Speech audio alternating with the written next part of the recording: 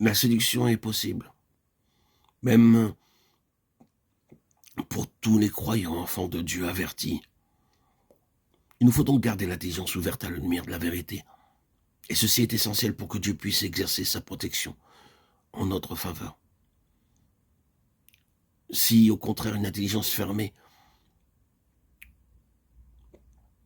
reste sur ses acquis, elle favorise alors l'action de Satan, qui profite de la première occasion pour entraîner aux séductions de l'erreur. Si, relisant l'histoire de l'Église, nous nous arrêtons sur les diverses hérésies ou illusions religieuses du passé, nous voyons qu'elles sont nées à l'époque de quelques grandes crises spirituelles semblables à celles qu'aujourd'hui nous nommons baptême du Saint-Esprit.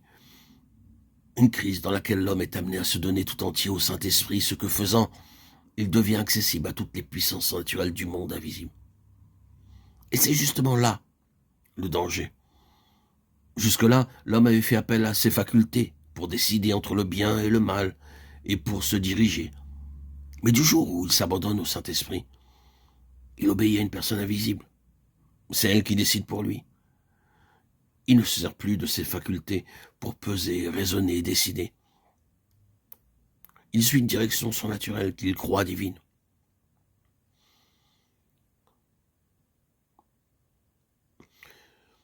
Il nous faut relever seulement que le baptême du Saint-Esprit est un temps de crise sans précédent dans la vie chrétienne. Ceux-là seuls qui l'ont traversé peuvent comprendre parfaitement ce que nous voulons dire.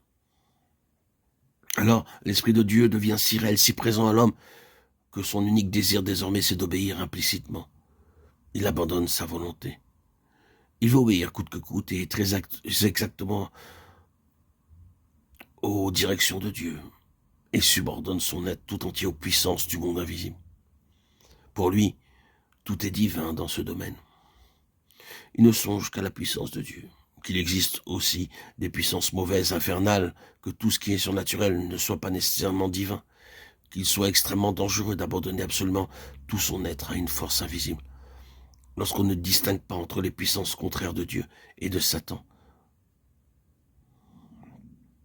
Et tout cela n'a même pas abordé sa pensée, d'où le danger de se perdre. Les Écritures commandent-elles cet abandon de soi, cet abandon de toutes les facultés au Saint-Esprit?